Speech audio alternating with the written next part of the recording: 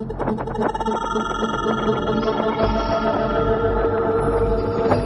saw the city in the deep, deep distance that was dark green and all these lights flickering and clouds flowing over it. And this all started after tremendous geometric patterns that are incredibly rapid that you cannot describe to anybody. They're so fast. After those had slowed down, I saw this city in the deep distance. So I was sort of watching that, and then this ball of light goes right past me, right in front of me, like, what was that? It didn't scare me, except it was so close. After that, I started looking around. It's like you're in this place, and you're going, why am I in this place? And then I noticed that there was this woman off to my right with a real long nose. She had green skin. She was turning this dial, and I realized she was turning the volume of lights up and down on the city in the distance. And as soon as I looked at her, she noticed I was watching her. And she said, so what else do you want? I said, what else do you have?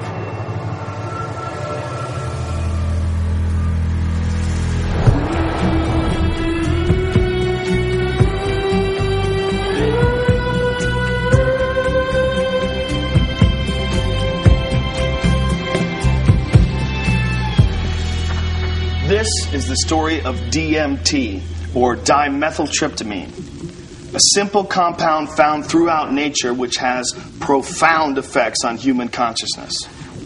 One of the things, besides what it does, one of the things about DMT that always fascinated me was the fact that it's such a simple molecule. DMT stands for dimethyltryptamine, N-dimethyltryptamine. If you actually look at the ring structure of DMT itself, you only have really 4 positions that you can attach things to. So you can make diethyl or dipropyl. There are some other types of carbon chains you can attach to that end that do give you compounds that have activity, but very different from DMT. It biosynthetically, it's 2 steps from tryptophan. Right, 2 trivial enzymatic steps from tryptophan. Well, tryptophan is an amino acid, of course, and it's everywhere. So all organisms have tryptophan, and all organisms have the 2 key enzymes that lead to the synthesis of DMT. And these enzymes are very ancient enzymes. They're all over the place. They're, again, part of basic metabolism. So theoretically, anything could synthesize DMT. DMT is astonishingly widely available in plants and animals all around the world, but so far nobody really knows why it's there or what its function is. That's a $64 billion question. Is why is DMT in our bodies? Why is it in plants and all sorts of mammals? And what is the role it plays in humans? The conventional wisdom 30, 40 years ago was that these things had no real function. They were just sort of physiological noise, but that's a very naive understanding. And what we now understand is that these secondary compounds are, in a sense, the language of plants. These are messenger molecules. This is what plants use to mediate their relationships with other organisms in the environment. Why is it that human beings' central nervous system are wired to receive this experience? Must be that, there's important information to be learned. So I don't think it's universally present in nature by accident. It has a real function. We have co-evolved with these plants. There's a purpose and a meaning to it.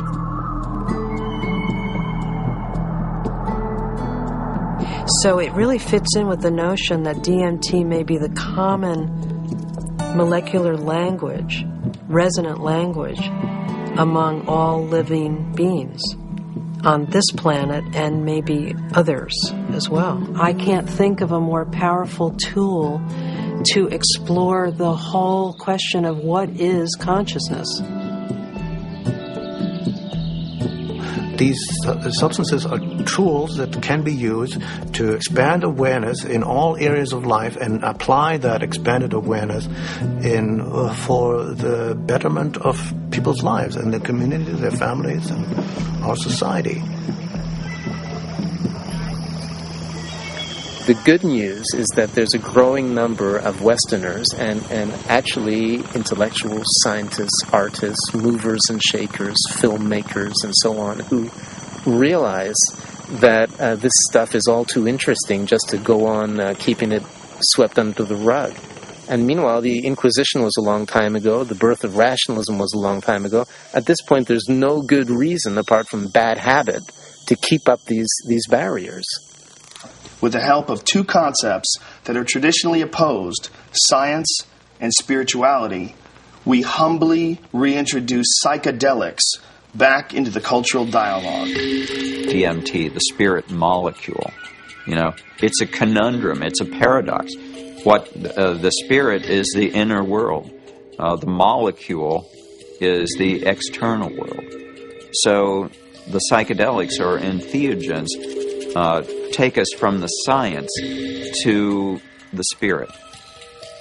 I was drawn to the pineal gland, which is a very small organ in the center of the brain, which has always been an object of interest and even veneration for a lot of esoteric physiological disciplines. I thought, it wasn't totally crazy to presume a pineal site of origin of DMT.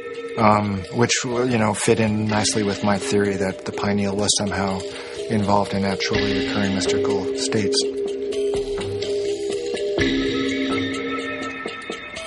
This hypothesis proposes that the pineal gland at certain times, when it's under a specific stress or stimulation, it releases a significant amount of this hormone, DMT, and it's that hormone that facilitates the entering and exiting of the soul in the body. This is what the Jewish sage mystics have been describing in a coded language for literally thousands of years. Through meditation, through fasting, chanting, any number of techniques, there might be a burst of endogenous DMT that was correlated with mystical and near-death experiences. And I had this theory that there was a big similarity between psychedelics and experiences that were possible with a lot of meditation.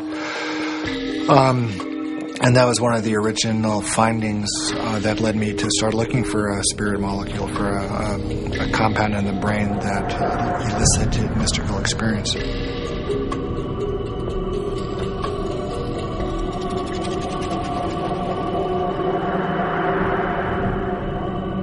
I think there may be a role for DMT in explaining any number of hallucinatory phenomena that man has experienced throughout his history. Creativity, imagination, dream states, changes that occur due to isolation, trauma, starvation, all of which produce hallucinatory phenomena. These hallucinatory phenomena are explainable by the presence of compounds known to produce hallucinations. And the only compounds that we know of that are capable of doing this are the class of compounds known as hallucinogens. When thinking about spiritual states, I think endogenous hallucinogenic compounds and molecules that the brain can potentially release are probably very relevant to this topic, because on one hand, they may really help us to elucidate what is the neurochemical mechanism of these experiences. I mean, if we can say that there's a release of endogenous opiates, or we can say that there's a release of dopamine or something like that, and we can measure that release and we can see where in the brain those different molecules go, what receptors they activate or deactivate, and hence we can really learn a lot more about what these experiences are, because it really can allow us to match up these experiences that people have with hallucinogens, as well as understanding where they are related in the context of the brain's receptors and the different parts of the brain that may or may not become active.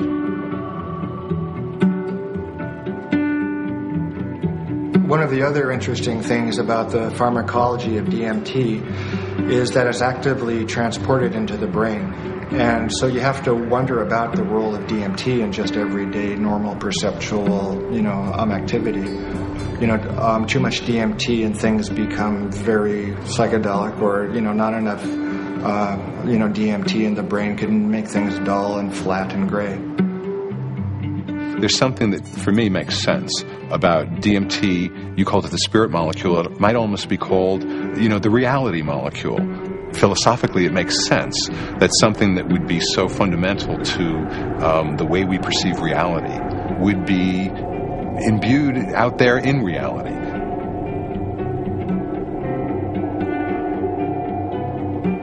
There was a sense around it that there was something special, that it wasn't like anything else. There wasn't like other psychedelics. Its intensity and speed was such that it really produced a different kind of response. I mean, I remember almost getting the sense that it was kind of like a psychedelic bungee jump, that there was a kind of raw leap into this rapidly changing environment that was very different than the more gradual approaches of other psychedelics.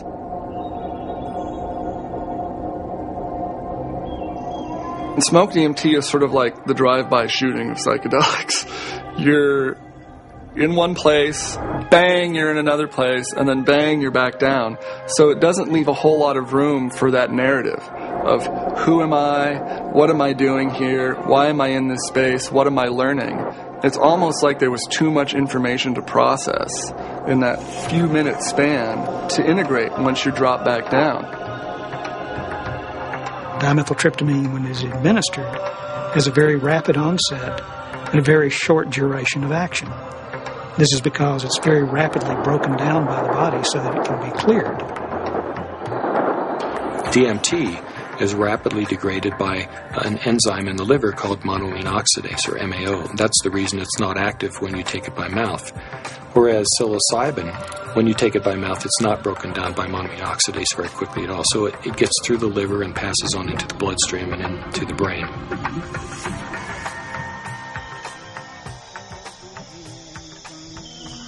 Yeah, I'm very interested in ayahuasca.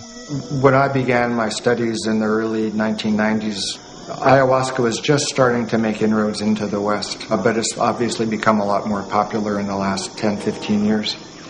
And the visionary ingredient in ayahuasca is DMT.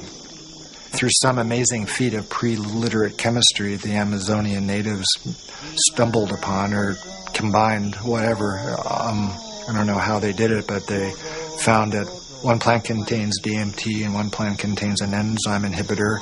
Combine them, you can drink DMT and it's orally active. So it starts working in a half hour, lasts for 3 or 4 hours, and you can maneuver a lot more comfortably within that state than you can when you're just smoking it or injecting it.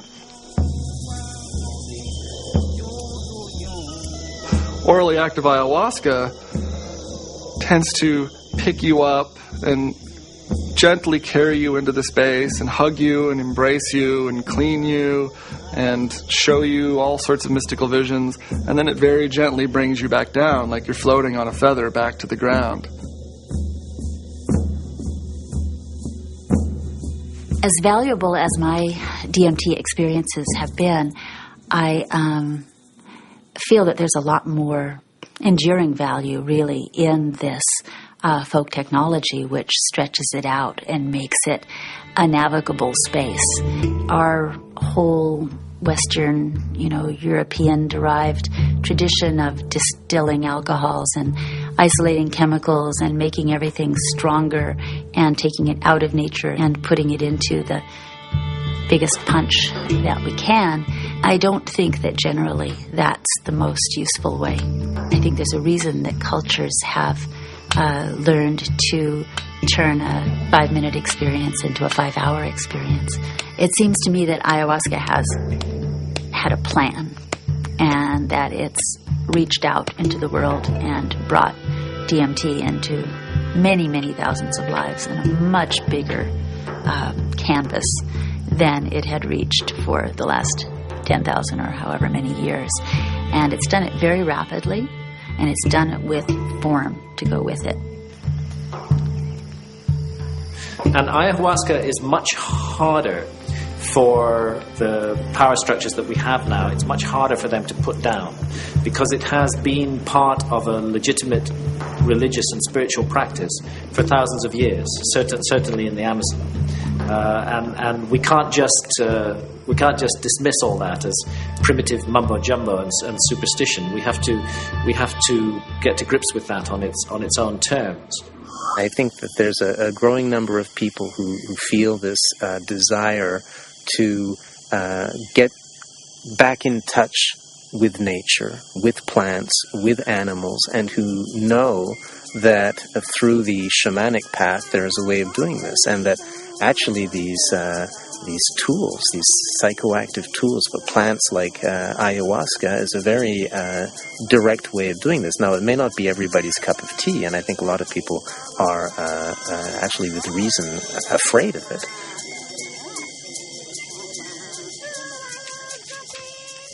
I think like a lot of people in my generation, I first heard about DMT through Terence McKenna. And it was a very funny way to become aware of such a powerful and interesting and anthropologically rich topic as a compound like DMT, because it really became it was almost more of a concept than something that people were necessarily taking. The DMT flash makes it clear that disembodied consciousness is a possibility. I think that the whole tension of history and the tension of life seems to be about the shedding of the body. Terence was he was a good promoter. Basically, he said it's the ultimate metaphysical reality pill. And even though it's not a pill, but I thought that was a pretty good characterization after I took it. It seemed to be of a different order than LSD and mescaline and some of the other things that were around. DMT really did seem to be a whole other level of experience.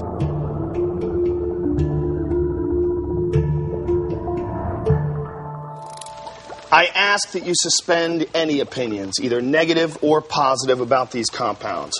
Whatever you believe their value to be, they continue to have profound effects wherever we find their use, whether it's contemporary Western culture or in the Amazon rainforest. It was in the 50s that the ayahuasca churches started going public. You know, that there was a kind of a transition from the indigenous Indians in South America to the mestizo people in the cities, and then these churches, you know, the Santo Daime Church and then the UDV Church a little later, started doing ceremonies that would made the ayahuasca accessible not just to Indians but to urban people in the big cities in Brazil, who are as far from the shamans as we are. In the early 1990s, the UDV established a branch of their church in the United States. In the late 90s, the U.S. Customs Department, along with the DEA, intercepted a shipment of ayahuasca. The church protested the government action. They contended that it violated the Religious Freedom Restoration Act, and the case was heard in the U.S. Supreme Court. And in February 2006, their decision was announced, and it was a unanimous decision on the side of the UDV. Why is it that in the entire Western world, these substances that have been found to be so interesting by hundreds of cultures for thousands of years are prohibited? How did these cultures that consider themselves to be enlightened, democratic, and scientific get to declaring plants illegal? It can seem weird, but there's clearly something deep and revealing about the nature of these societies. Our society values alert, problem-solving consciousness, and it devalues all other states of consciousness. Any kind of consciousness that is not related to the production or consumption of material goods is stigmatized in our society today.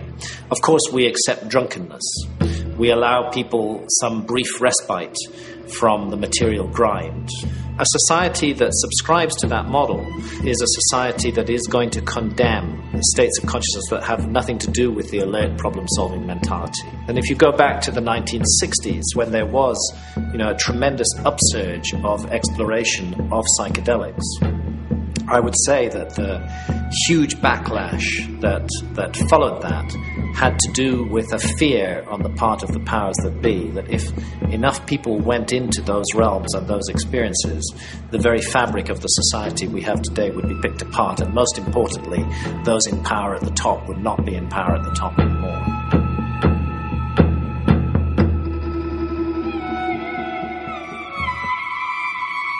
There was an optimism that was ungrounded, that Vietnam was happening, that all this real stuff was going on, and that the psychedelic movement wasn't really addressing that in a real way, and that Timothy and that bunch sold us a false a bill of goods that didn't really work. So we are now, whether we like it or not, in the psychochemical age. In the future, it's not going to be what book you read. It's going to be what chemicals do you use to open or close your consciousness. Chemicals can help us learn faster. Chemicals can help us expand or contract our consciousness. The atmosphere in the 1960s was, we are doing research here. We are dedicating our lives to trying just about everything on the planet. So we would try it, then we would talk about it, then we would evaluate it. We regarded ourselves more or less as spiritual pioneers.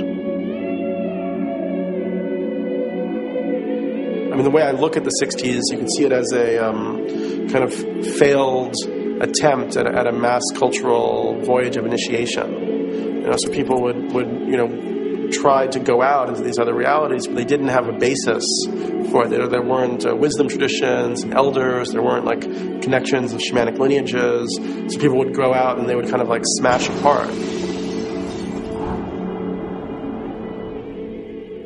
Timothy Leary really so discredited a scientific approach to studying this, because he started off doing interesting research and then got into advocating use in a way that was incredibly threatening. Culturally, we reacted, and politically, it became impossible to do this sort of research. Funding agencies didn't make resources available. Regulatory agencies increased the practical hurdles for initiating this kind of research.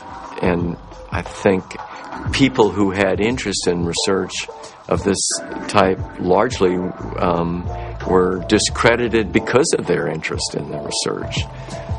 Social, political, scientific issues that came together pushed these drugs out of the scientific marketplace.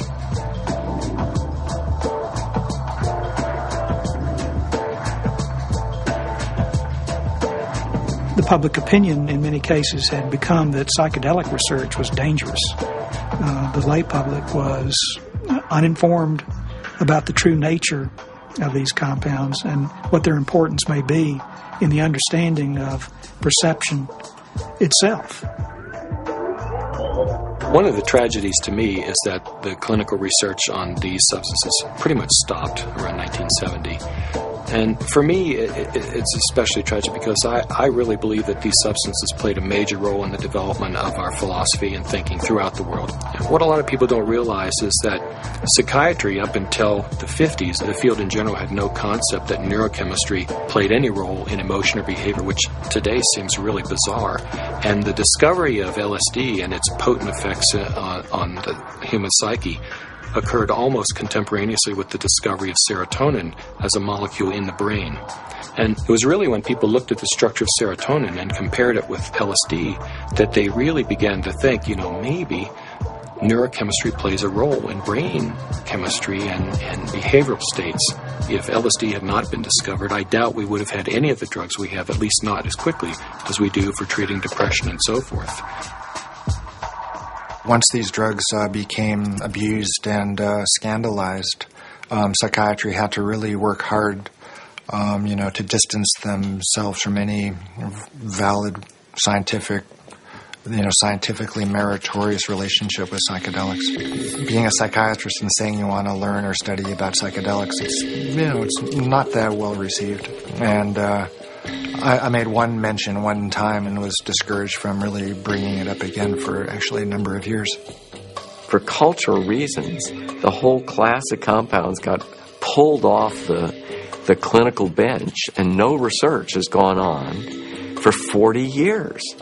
So scientifically, I can't imagine a more exciting area to be pursuing. How does one go about studying these plants and compounds? Plants and compounds which produce unimaginable experiences and appear to shed light on some of humanity's greatest mysteries. In order to answer that question, Dr. Strassman conducted the first human psychedelic research in a generation. One of the things that I had established early on was being able to discriminate between studies in the scientific realm and recreational use. But in the early 1980s, I reviewed all of that literature and could pretty well establish on that if people were really carefully screened and supervised and then followed up, that the incidence of adverse reactions to LSD and related psychedelic drugs was extremely low. The drug or the compound or the chemical that seemed like the best candidate to sort of reopen the U.S. Front on psychedelic research would be DMT. It was really, it's exciting for me because I thought this is the first study in a generation. And not only that, despite the fact that DMT had been used safely in earlier studies and it was this natural component of the brain, DMT is one of the most profound and potent psychedelics known. So it wasn't just an initiation of clinical research. It was a reinitiation of clinical research with an extremely potent drug. I was of the strong opinion that you could do these studies, and Rick agreed. So we had a number of discussions, and at some point the discussion came up, Dave, what if I do all this paperwork and spend all this time and get to the end of things and I'm ready to go and I can't get the DMT? And that was a real possibility because DMT, clinical grade DMT, wasn't a chemical you just buy off the shelf somewhere. And I told Rick, if you get to that point and no one will make it, then I'll do it. And ultimately Rick got to that point and I made it. The design of the study was fairly straightforward. Give people DMT and measure as many variables as possible. I had to sort of anticipate a lot of objections that would come my way from the regulatory agencies that oversee this kind of research. So at that point began a 2-year process of dealing with not that many regulatory agencies, but fairly monolithic ones. One sort of a sidelight of the protocol was the involvement of a psychiatrist from UCLA named Daniel Friedman. He was kind of one of the grand old men of American psychiatry. And actually, he was one of the people who in the 50s and 60s got their start with psychedelic research. And the main thing that Danny Friedman told us was, don't even get close to psychotherapy. Forget about treating mental illness or alcoholism or anything. Forget that. That's where all the hysteria is. That's where all the fears get up. You're a scientist, Rick. Approach it as a scientist. Do basic, simple measurements. Look at heart rate, cardiovascular parameters. You won't get in trouble doing that. You can get it funded, and it's solid science. Rick did what he said, but then he still was able to get these, accounts of what happened. And that wasn't in the plan. That wasn't really what was proposed in the studies that were funded, and that wasn't what Danny talked about. But those were the spin-off that really made it interesting. Rick Strassman was advertising in some magazine somewhere about wanting volunteers for a particular study in a psychotropic, and I didn't really know I didn't know DMT from STP at that time. And I remember reading that and I'm thinking, oh my God, this is bad. I better get involved in this and make sure that somebody doesn't get hurt and that at least there'd be some sensitivity towards what this stuff is really about. I met Rick's research nurse at a party, and she heard me talking about that I had used peyote ceremonially, and she took me aside and said, there's something that you might be interested in. We're looking for subjects, volunteer subjects, for some unusual research. I was a little concerned that the study participants might be a little obnoxious. Maybe that's not the right word, but, people that were just seeking to do a lot of drugs, and they were very professional people. There were varying degrees as to how much hallucinogen use they had been through. It seemed like there were some people that felt like they had made it their life mission to experience every kind of substance out there, and then other people who I think were just interested for their own personal growth and or curiosity. Once we actually got into the preparation for the actual trips, Rick asked me about roller coasters. Do you like roller coasters? The sensation of going up really high and then slamming back down towards Earth. And I said, no, I hate them. They're horrible. And he said, not good. I just wanted to go with the experience, learn as much as I could, absorb as much as I could, and be humble to it. The idea of legally sanctioned psychedelics was just very compelling. Plus, you're in a hospital. So should you get that uncomfortable experience that you're dying, you're with doctors in a very safe environment from that point of view. I mean, this was really very cutting edge, very out there, it was high risk, and people knew what they were getting into, and they wanted to have the extra reassurance, and I was glad, actually, to have a crash cart in the room and a team, in the hospital to respond to any emergencies.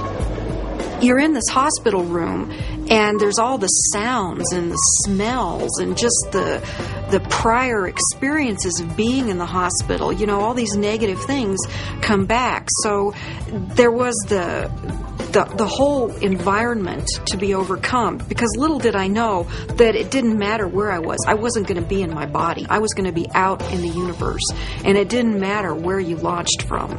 It could be a hospital room. It could be the jungle in the Amazon. It didn't matter where you were, because you weren't going to stay there. Set and setting is so important. It's even more important than the substance. More important than the substance. Set and setting is everything. Now, what is the set and setting when you are blindfolded? The set and setting is not what you're seeing. You're not seeing anything. The set and setting is your internal self. The things that you have learned, the capacities that you have achieved, the conditions of your own psyche and psychology, these are your set and setting. It's the medicine combined with or interacting with the set and setting that creates an effect of safety, of trust, of comfort, and of resourcefulness that makes it possible for you to take some big leaps and receive some big gifts. And if that's not there, you just get terrified. So I didn't really have physical fears so much that they would die or have a stroke. I did have some fears about people's mental health, especially with some of the higher doses. We gave one gentleman who had a lot of experience with the drug one dose, and he didn't think it took him far enough. So then we gave him a higher dose, and he was gone. He was really gone. It reminded me of something from The Exorcist. I mean, he just boom, sat bolt up in the bed, and his eyes opened up, and they were completely dilated and black. And I almost thought he was going to turn his head completely around. And I remember looking at Rick, and Rick looked at me, and I thought, oh my God, he's gone. I hope he comes back. And he did. The countdown was like, counting down preparing for your death, like waiting to surrender.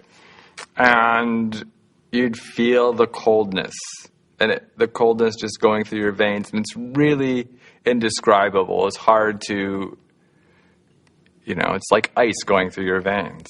And the next thing that would happen, besides my racing heart, is this burning sensation would happen on the back of my neck.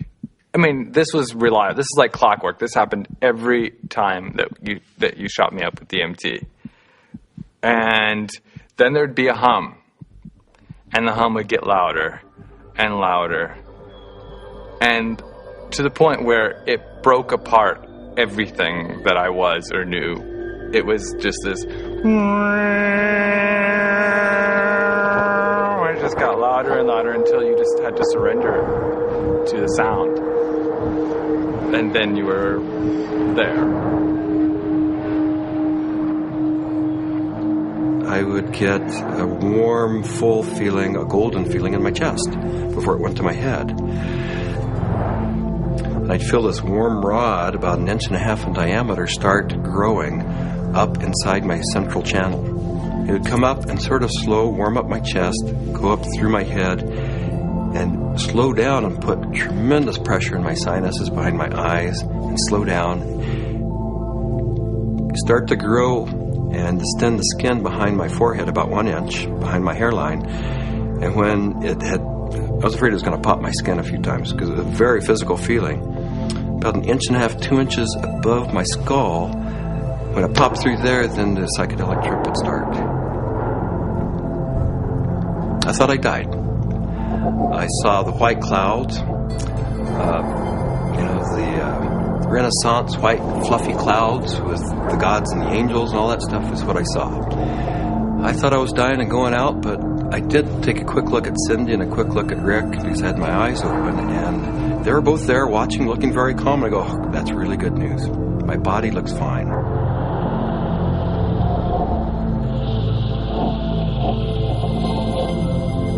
So I didn't know whether it was my birth I was re-experiencing, my death which was yet to come, because I know that time crumbles. The linearity of time is totally meaningless in these states.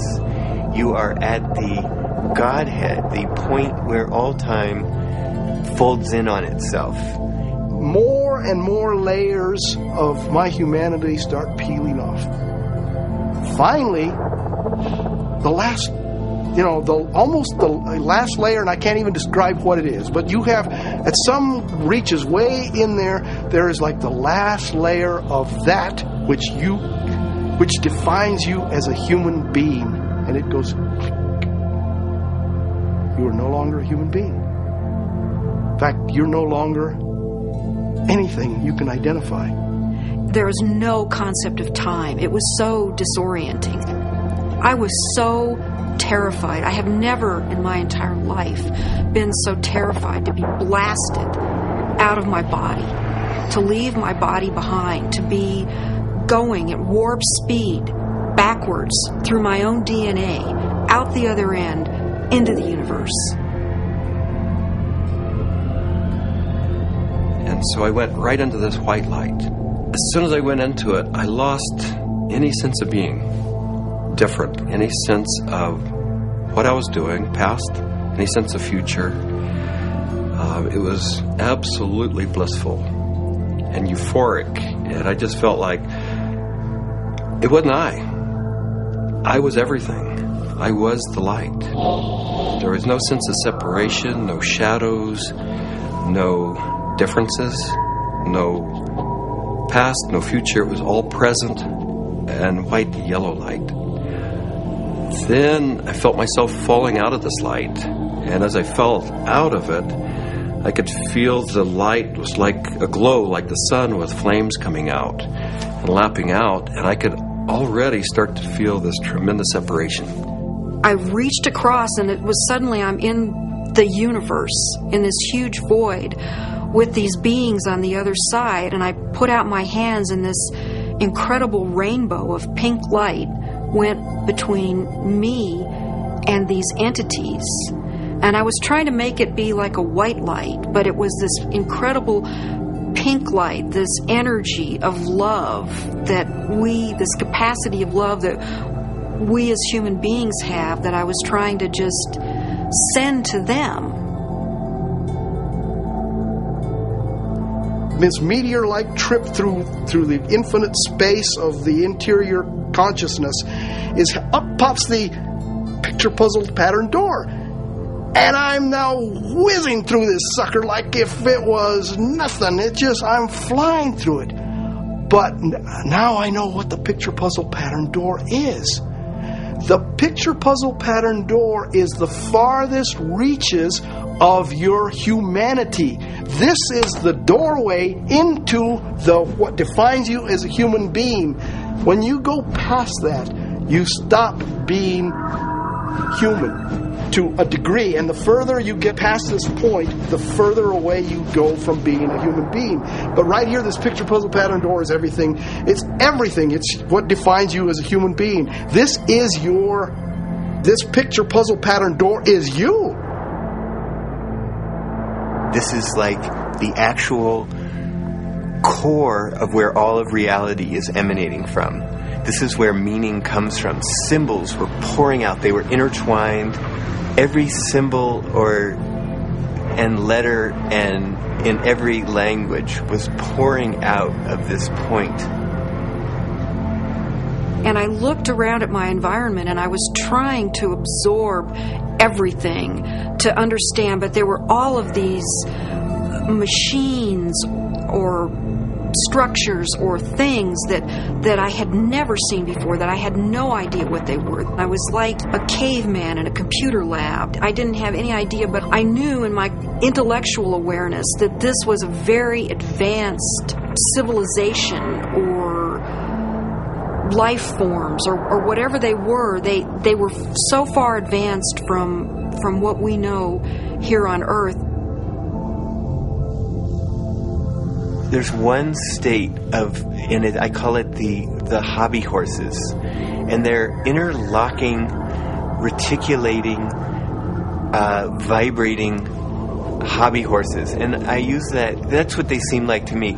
They interlock, and they form a visual pattern that seems infinite in scope. And then you're on the inside, outside, inside, every side, and so it's less possible to use, words start to escape you.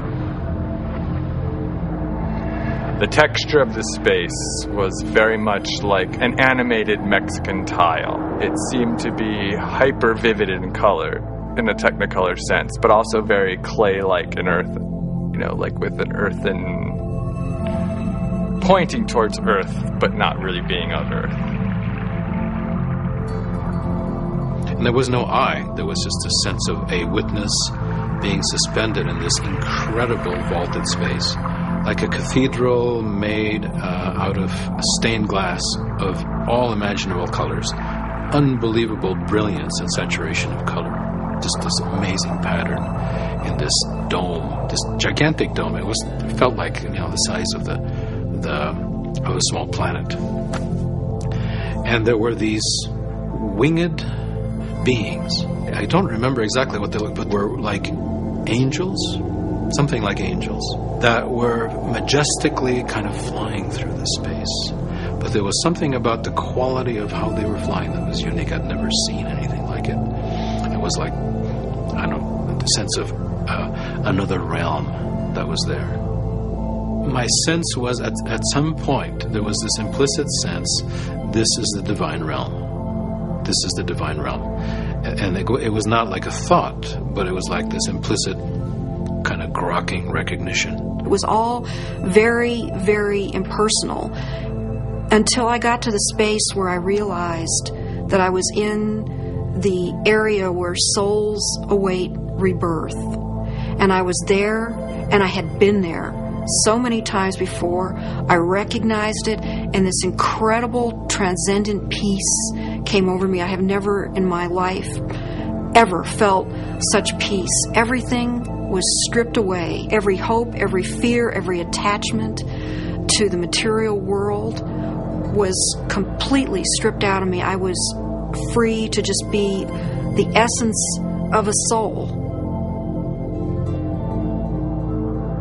After the medicine wore off, there is that familiar sensation of kind of coming back into the body. And I do remember that. That was part of almost all of those experiences of kind of coalescing back into sensory awareness and a sense of having a body and of that becoming a little more substantial and then say, oh yeah, here I am.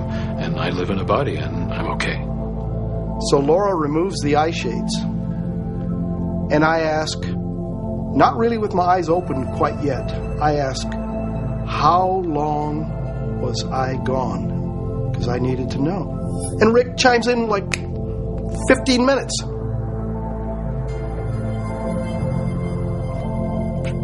For a moment, I'm shocked. I'm like,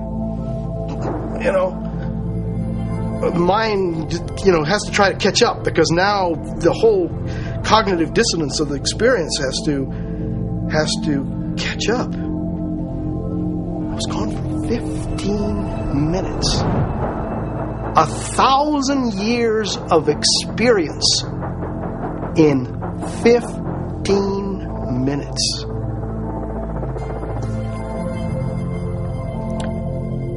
Well, to say the least, it was profound. It was profound.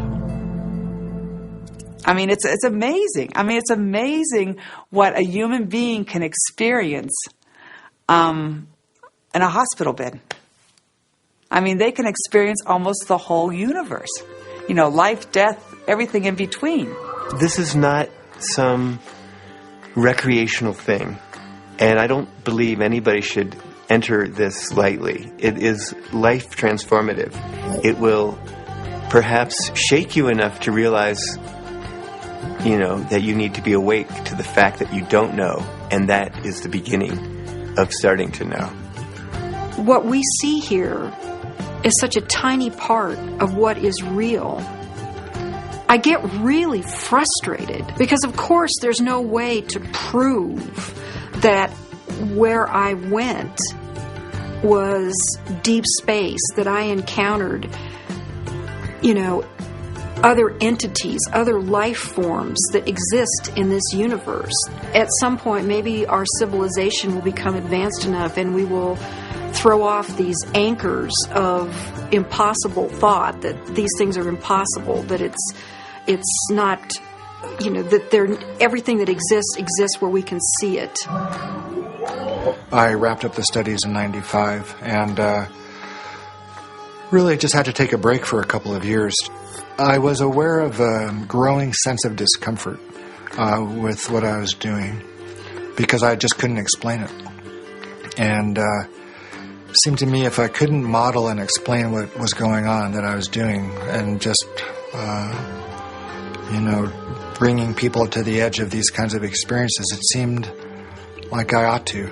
That it was a little irresponsible to be sort of pushing people off the cliff like that without really knowing exactly what it was and accepting and understanding and feeling comfortable with that model. And, I think what began dawning on me after a while once I stopped the study was that I was really dealing with a spiritual phenomenon. What do these experiences say about the nature of reality, the nature of our minds, or the function of our brain that we can so quickly shift into these alternate realities? Let's take a step back and consider how these experiences inform us about ourselves, our consciousness, and the symbiosis of the two. It started seeming to me that what was happening with DMT, particularly with respect to some of these reports of entering parallel or alternate or freestanding parallel sorts of realms of existences, that indeed was what their consciousness was doing. The chemistry of their brain, which is the organ of consciousness, was being changed by DMT in such a way that they could then receive information that we weren't able to receive normally. Yes, there's the experiences from DMT and ayahuasca, and they have their function. But if we'll also look at what it enables us to see, it just rips that filtering mechanism away for a few minutes. And for a few minutes, you're immersed in sort of this raw data sphere of input, of sensory input, of memories, of associations. I mean, it seems like the brain builds reality out of these things, what you're experiencing, what you have experienced, and how you associate and synthesize these things together to tell yourself a story, essentially, about what's going on, where you are in space and time.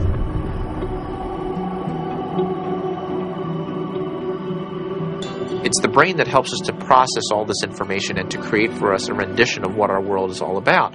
But we're trapped within that brain. However, in spiritual experiences where people feel that they get beyond the self, in certain types of psychedelic experiences where you have incredible sensory and other types of phenomena, people really feel like they are able to kind of get outside of their brain. We have to take a very big look at what is going on within them when they have the experience and try to understand how it happens physiologically and try to make sense of it from the subjective perspective as well as from the objective perspective. I don't think you can just say, let's just explain it away on the basis of science. What I was doing early on when I was hearing these reports were interpreting them, calling them psychological or brain chemistry aberrations or whatever, that there was a part of the brain that was being dinged that was responsible for the alien appearance phenomenon. This is not a new phenomenon. Entities in altered states have been recognized for an extremely long time in many cultures over the millennia. Helpers, spirit assistants, angels, all of these different entities have been fairly common throughout man's experience of altered states and through much of man's mythology.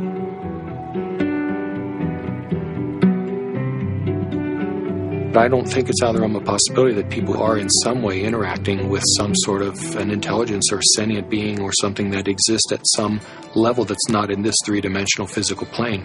I'm looking at it from a sense of, okay, is the drug healing you? Is it helping you? And or is it giving you the tools? What are you bringing back? What you bring back, I think, has to be something more than there are these entities out there. The best psychedelic explorers are people who realize that even the truths they see on a trip are not truths, but new models, new what-ifs, alternative frames. Unless there is a map and a clear methodology, then one will just have a variety of different experiences.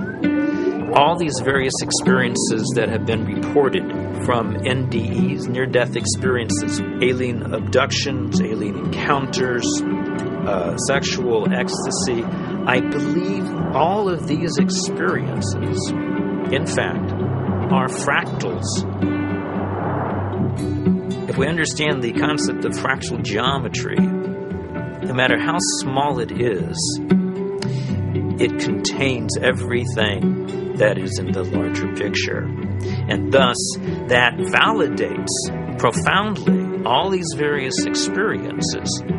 To count the phenomenon as hallucinatory or imaginary, I think it's maybe more useful to look at a mechanism of action. If it is real, then perhaps how does it work? Look, there's extraordinarily regular phenomena that come up with these things that are clearly linked in many ways to these larger human issues around mysticism or religious experience or encounters with other entities. And here we have it. And if you can't go in there and really go in there and account for this material inside your neuroscientific framework, you're leaving a huge gap. You got to account for this stuff the way you got to account for dreams, the way you got to account for all sorts of psychoactive responses. Using DMT as an explanatory model, as kind of the mediator between our consciousness and the consciousness of a non-corporeal sort of reality, it's handy. With DMT, there are no words. I would try to wrap mathematical vocabulary around the experience afterwards. I specialized in the metaphor of vibration and how vibrations and fluids created form in fluid, and that would be the key to the relationship between the spiritual realm and the ordinary realm. This was the window that was opened by DMT. Using psychedelic drugs or other types of pharmacological substances can help to induce a state where people feel that they touch a deeper sense of reality, where they understand reality on a more fundamental level, and they gain a great deal of insight and knowledge into the ways in which the world works and how they are, as a human being, supposed to relate to that world. DMT is somehow it seems to me, in my experience, more of a breakthrough than LSD, mushrooms, peyote, and so on. It's instructive. It's more supportive of future evolution and the creation of the future. And it is, in itself, more of a mystery. How could this little stuff produce something that has intelligence, that is actually a doorway to another reality? So what is the nature of reality, and what is the nature of how we as human beings experience it? Can we understand it better? Are we capable of understanding reality on some very fundamental levels? And what do we need to do in order to prepare for that? You know, there are parallel universes, it seems. At least that's a theory in modern physics. There is dark matter, which is a huge amount of the matter of the universe, maybe 95% or more. As radical an idea, it's just a logical extension in some ways of instead of using a machine to see more than we normally can see, we're using the brain. There are fields which are undiscovered so far, which have nothing to do with anything that is discovered so far. The gravitational field, was unknown before the year 1604. The electromagnetic fields, unknown before the year 1830 or something. All of these, what we call the fundamental fields of mathematical physics, are new discoveries. Dark energy is also even newer discovery, and beyond that are maybe more discoveries yet coming beyond our cosmos itself, in higher dimensions, as they say. I still don't have very much use for the concept of God, but I do believe that there are higher levels, transcendent levels of reality, and I'm actually now starting to really believe that the brain is not the source of consciousness, is not really who we are, but it's more like a radio tuner for something way bigger. Are these experiences, spiritual experiences or otherwise, are they created by physiological processes, or is the brain itself responding to something that's going on? And the fact that somebody may actually find a way of turning on their brain to spiritual experiences, again, I'm not sure that necessarily diminishes the reality or the realness of what those experiences are about. If the pharmacology or the psychopharmacology of psychedelic experiences turned out to be essentially the same as religious or spiritual experiences, it would help us to understand where these experiences are occurring within the human brain. I'm actually quite convinced that we're probing the biological basis of moral and ethical behavior. I think these primary religious experiences really are at the bedrock of the world's religions. The research and knowledge and speculation about the pineal body and DMT is, in fact, the hand of God that is interacting with our natural evolution to stimulate and accelerate the process of redemption of individual and of collective global enlightenment. Because of my ayahuasca experiences, I consider myself a spiritual person. I know things now that I could never have known otherwise.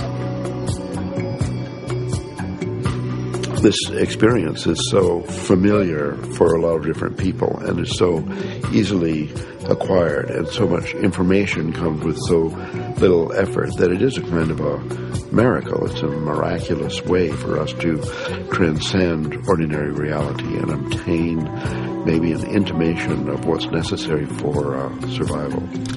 Ranging from new forms of medical treatment to a better understanding of the universe to life-changing spiritual revelations, these natural tools offer us the ability to seek greater knowledge. Tools that could positively affect life on our planet. Let's answer Dr. Strassman's question. If so, so what? Because of the collapse of consciousness, spiritual and scientific knowledge split apart. Both these modes of knowing have to come together. In other words, science and technology, from a traditional religious perspective, is not an extra. It is part of the process by which humanity is going to evolve into its next stage. How do we find the right form for psychedelics in the future? I mean, assuming that psychedelics are part of the human future, right? For that, at the moment they're still, generally repressed and suppressed and legal. If that were to change, how would we begin to construct a kind of system that would allow for a kind of rational and mature exploration of psychedelics? I think that the name of the game is to show science the pertinence of this somewhat outlandish realm. And it's not just crazy stuff. It shouldn't be considered as, let's say, not even worthy of interest or illegitimate. I actually think because it's declared off bounds, it just makes it interesting to start with. But one doesn't want to throw out the baby with the bathwater, and I think it's really important to stay faithful to science. What does it mean? Why is there a part of the brain that seems to be, for lack of a better word, a God detector? What's the evolutionary advantage to having some part of the brain that seems to, trigger and mediate experiences of the transcendent? The Kabbalah is revealing to us that the pineal body is actually the very edge of the higher dimension that is penetrating into our lower dimension, and it is located precisely in the middle of the brain. I can remember reading about Descartes, thinking that it was actually the interface between the spiritual dimension and the dimension of matter. And I remember studying that as a foolish idea from our history. And now it seems actually like a very interesting idea.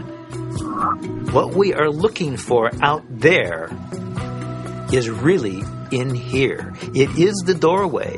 It is the gate. So we focus on the transformative effect of the psychedelics. But it's also true that the reverse is true, that it requires transformation in order to embrace psychedelics. It's one of the tricky paradoxes of postmodernism that psychedelics both require and produce a transformative effect. We have severed our connection to spirit. That's what our society has done. It has sought to persuade us that the material realm is the only realm, and the only way we're going to recover is to reconnect with spirit. And I truly believe we need the help of the plants in order to do that. A part of our work is to respect these medicines and then to change the culture enough that people doing them can be respected and held. And not everybody needs to do them. Not everybody should or wants to. But that it isn't pushed to the side. And so part of that does involve then research, because that's how in our reductionist society we validate things. With the passing of the years and the opportunity for sober reflection, I think there's a growing appreciation that there may be something to gain from studying these compounds, that there's a lot we can learn, and there may very well be treatment models, particularly for patient populations for whom conventional treatments are ineffective, for whom the psychedelic model, when utilized optimally, may provide great benefit. I think the most important thing that we could do right now that would be fairly straightforward to do is to ask and answer the question of whether ayahuasca could help people who have drug and alcohol abuse. And given that we know that DMT and similar alkaloids have a very strong effect on the same receptor sites that are involved in depression, and the notion that most people, in my experience, who use drugs and alcohol are self-medicating a deep depression or an anxiety.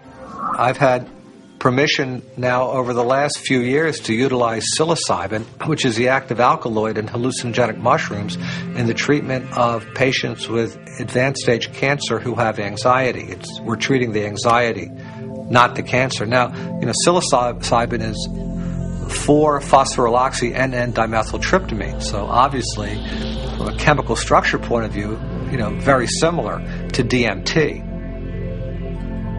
Ultimately, what I want to do is see these things used in the way that they were used traditionally, to heal people, help people. And right now, helping people come to terms with dying. It changes your whole relationship to your death, your impending death. Believe it or not, you're going to die. And now, with this tool of having crossed over already, some of the fear around that will disappear. Now I'm beginning to wonder whether consciousness may actually survive biological death, that maybe the model that we've been working under in psychiatry and the behavioral pharmacology model is just wrong. It's backwards, actually. That consciousness is primary in the universe and matter is a result of. Utilizing substances like DMT or 5-methoxy-DMT may really help us prepare by practicing a transient dying experience. Thus far, we're observing very positive effects in regards to the nature of experience during the session and then subsequent effects on mood regulation and anxiety control, pain perception, and overall quality of life for cancer patients. By and large, our subjects do quite well in the time they have remaining. For those people who do come to terms with it, part of it is a recognition that these psychedelics open up a space that they weren't aware existed and sort of give them a vision of what could be past death, as well as a better perspective on the accomplishments they've made in life, a better feeling about what they've done in their own lives. But I think all people who have psychedelic trips and meditations and so on are poking more or less into the same higher realm and receiving some information from there. If we can develop this could be absorbed into ordinary science that we could approach with the scientific method and so on, then our intelligence, our capability of survival on planet Earth would be increased. I mean, we're a dying species. We live on a dying planet. We're killing the planet. So our disease is extremely serious. And therefore we're desperate to find new information, ideas, and so on that can transcend. We have to evolve. And I think our intellectual evolution may be predicated upon the psychedelic pioneers. It's so easy to change the world. I mean, and that's the kind of thing that you can see on psychedelics. If you don't get trapped in the beauty and awe of the psychedelic experience itself. It's like looking through the chandelier of reality from a different vantage point. You can now project through those crystals in another way, and it's beautiful. But okay, now come back. Now come back. I think if I ever were to resume giving people psychedelics, particularly DMT, it wouldn't be just to kind of tinker with brain chemistry and just see what's happening. I think one of the things I also learned in the research is that you just don't want to give drugs and see what happens. That's a little, I don't know if callous is the word, but that's the first word that comes to mind. I think if you're really going to open people up like that, you need to do it for a purpose, not just for scientific curiosity. And I'd like to be helpful rather than just sort of smart or clever. To my mind, is this kind of two-edged sword of simultaneously opening up to the numinous world, to the world of messages, the world of spirits, the world of entities, and at the same time rigorously taking that material into the acid bath of neurology, into sociology, into the ongoing construction of reality, and that the wisdom that these things bring is this kind of very tricky mixture of authentic religious experience with gods and messages and clear signs, and a sort of remarkable mirror of the mind. The curiosity, perhaps the uniqueness of the human creature, is that we live in both realms. We have the ability for spiritual experience, and we have the ability for physical experience. The agenda of the spirit world, if there is an agenda, is to allow us to experience our full potential and to deliver our full potential. And maybe the choices that we are making right now as a civilization and a society rebound far beyond ourselves. And I think DMT is a forcible reminder that there's a lot more about reality, the universe, ourselves, the biosphere, whatever, that there's a lot more to it than we imagine.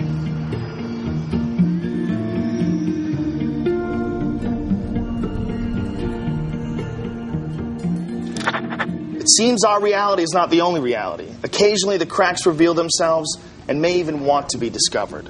As humans, we are creatures that thirst for knowledge. We spend time, money, and infinite energy searching for it. In schools, in churches, in business, and in technology. Knowledge is power. And thus our greatest quest. Dimetil-troptamin, a molecule with a complex name and the simplest ability to unlock the door to another dimension. And perhaps, just perhaps, our future evolution.